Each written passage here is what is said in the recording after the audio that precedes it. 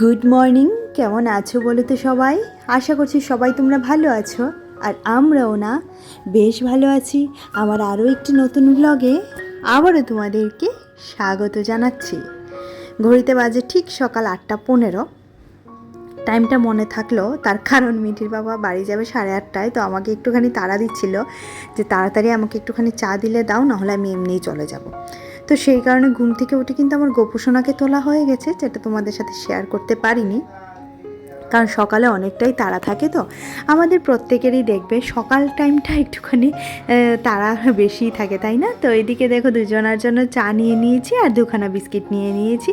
এই মুহূর্তে এটাই হচ্ছে ব্রেকফাস্ট বলতে পারো। সমস্ত কিছু যদি সময় পাই তাহলে আম দিয়ে দুধ দিয়ে একটুখানি খেয়ে নেব, আর সাথে একটুখানি মুড়িও খেয়ে নেব ওই আম আর দুধের সাথে। আর আমার এই আম দুধ খাওয়া দেখে হঠাৎ করে আমার গত ব্লগের একটা কমেন্টে দিকে নজর পড়লো।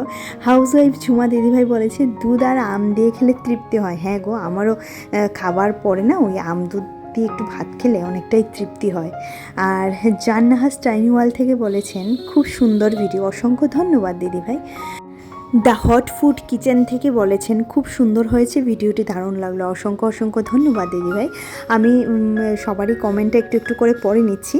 আর মুক্তাকুণ্ডু সরকার বলেছেন গুড মর্নিং দিদি, গুড মর্নিং, নতুন বন্ধু হলাম, পাশে থাকবেন। অসংখ্য অসংখ্য ধন্যবাদ বন্ধু, পাশে আছি আমি। প্রত্যেক দিন ভিডিওতে তোমাদের কমেন্টগুলো পড়ি, ভালো লাগে।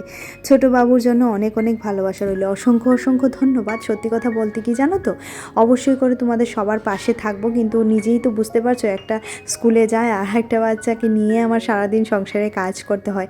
মোবাইলে ওই ভিডিও ছাড়া আর সেরকম মোবাইলটা ঘাটাঘাটি করা হয় না।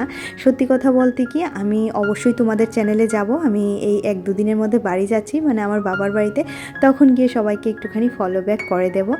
আর এখন একদমই সময় পাচ্ছি না, আর নিজেরাই তো বুঝো বাবার বাড়িতে গেলে অনেকটাই আমার সময় পাওয়া যায়, আর সেরকম সময় এবার আমি পাবো না। যদিও ভাইয়ের বিয়েতে যাচ্ছি, তো সেই কারণে, বিয়ে নয় ভাইয়ের বউ ভাতে যাচ্ছি সেই কারণে। আর এদিকে দেখো আমি কিন্তু আমার ঘরের কাজকর্মগুলি সব কিছু কমপ্লিট করে নিচ্ছি তোমাদের সাথে কথা বলতে বলতে। তবে অবশ্যই কিন্তু আমি সবার কমেন্ট পড়ে নিয়েছি, কারণ কমেন্টটা পড়ে নিলে আমারও যখন কেউ কমেন্ট পড়ে না, আমারও ভীষণ ভালো লাগে জানো তো। এখন আর সেরকমভাবে কমেন্ট করা হয় না, কারণ ভিডিও ওই যে বললাম সারাদিন এত ব্যস্ত হয়ে গেছি সংসার নিয়ে, তোমরা তো প্রতিদিনই দেখো, আর ভীষণ ভীষণ চাপ হয়ে যায় জানো তো। দুখানা বাচ্চা নিয়ে আমার একা হাতে সংসার, ভীষণ চাপ হয়ে যায়। কিন্তু তারপরেও একটা শান্তি আছে যে আমার সংসারে আমাকে বলার কেউ নেই যে এটা করছো না কেন, ওটা করছো না কেন, সেই কারণে অনেকটাই শান্তি আছে। আর আমি যখন ভয়েস দিই তখনই যত রকমের শব্দ বা আওয়াজ আমার এই ভয়েসে আসতে হয়, সেটাই হচ্ছে নিয়ম। এতক্ষণ ধরে কোনো গাড়ি ঘোড়ার শব্দ পাচ্ছিলাম না, ভাবছিলাম যে একটুখানি ভয়েসটা দিই শান্তি করে, কিন্তু যেই ভয়েসটা শুরু করলাম দেখো বাইরের কত রকমের আওয়াজ আসছে। প্লিজ একটু ক্ষমা করে দেখে নিও আমাকে, কারণ কি করব বলো তো, যেহেতু প্রতিদিন ভিডিও দেব তোমাদেরকে বলেছি, তাই অনেকটা কষ্ট হলেও একটুখানি ভিডিওটা প্রতিদিন দেওয়ার চেষ্টা করি। রাতে ভয়েসটা দিতে পারলে বেশ ভালো হয়, কিন্তু রাতে তো সেরকম সময় পাই না আর দেওয়াও হয় না। আর এদিকে দেখো আমি সমস্ত রকমের ঘরের যত যা ফার্নিচার আছে, টিভিটাকেও ধরে সমস্ত কিছু একটুখানি শুকনো একটা ডাস্টার দিয়ে মুছে নিচ্ছি, কারণ ওই ধুলো টুলো পড়ে তো সে কারণে।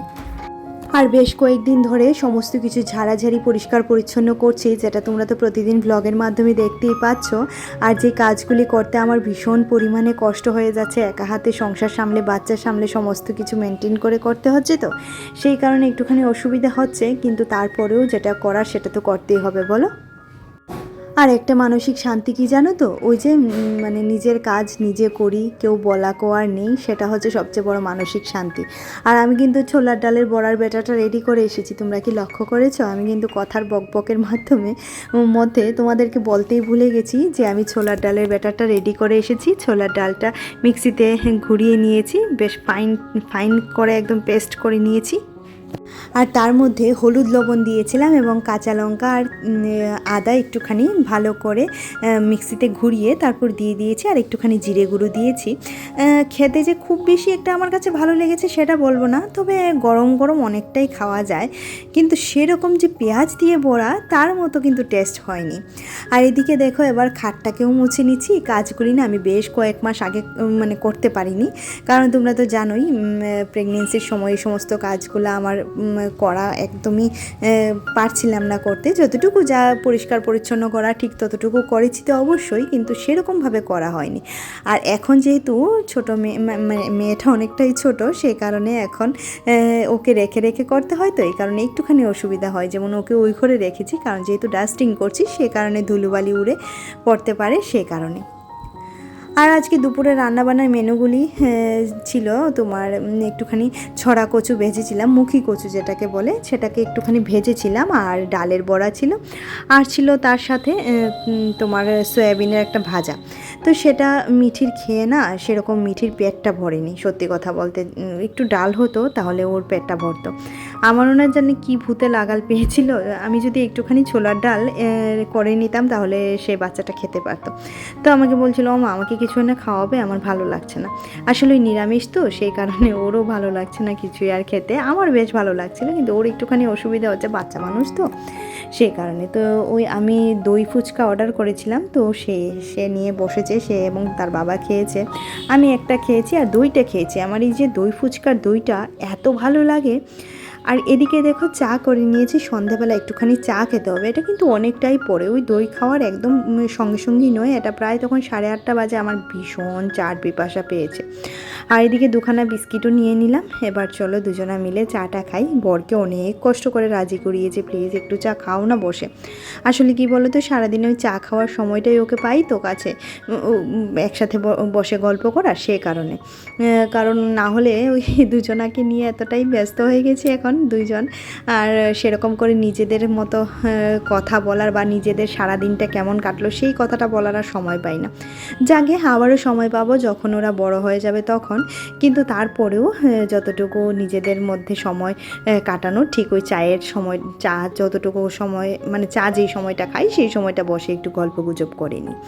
আর এই যে তেলের জারগুলি ভিজিয়ে রেখেছিলাম, মানে ওই ভিম লিকুইড দিয়ে ভিজিয়ে রেখেছিলাম গতকাল হ্যাঁ, তো এটা আজকে ধুয়ে দিয়েছি। সারাদিনে সেরকম সময় পাইনি, ওই ছোটোটা আজকে আমাকে একদমই ছাড়েনি, চোখ মুখের অবস্থা দেখতে পাচ্ছ না, একটু ঘুমোতে পেরেছি না কিছু। গত পরশু রাত্রিবেলাতেও সে একদমই ঘুমায়নি।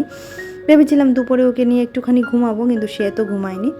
আর এই যে ছোলার ডালের বড়াগুলি দুপুরবেলা তোমাদেরকে দেখাতে পারিনি, আর যে সয়াবিন ভাজা, এটাই হচ্ছে আজকে আমাদের ডিনারের মেনু।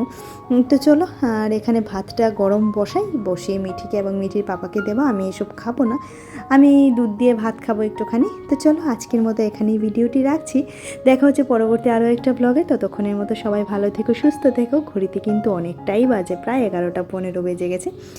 সবাই ভালো থেকো, সুস্থ থেকো, অবশ্যই করে নিজের শরীরে খেয়াল রেখো, কারণ নিজের শরীরে খেয়াল না রাখলে না কেউ তোমাকে দেখার নেই। আগে নিজের শরীরে খেয়াল, তারপর সমস্ত কিছু, যেটা আমি কখনোই করি না। আমার মনে হয় আগে সংসার করতে করতে পাগল হয়ে যাবো একদিন, জানো তো। আর আসলে কি বলো তো, আমি সংসারটাকে সাজাতে, সংসারটাকে নিয়ে ভালো থাকতে ভালোবাসি। তো চলো আজকের মতো এখানেই রাখছি, দেখা হচ্ছে পরবর্তী ব্লগে। ততক্ষণের মতো বললামই তো, সবাই ভালো থেকো, টাটা, গুড নাইট। আবার নতুন একটা ব্লগে তোমাদের সাথে দেখা হচ্ছে আগামীকাল নতুন একটা ব্লগের সাথে। টাটা।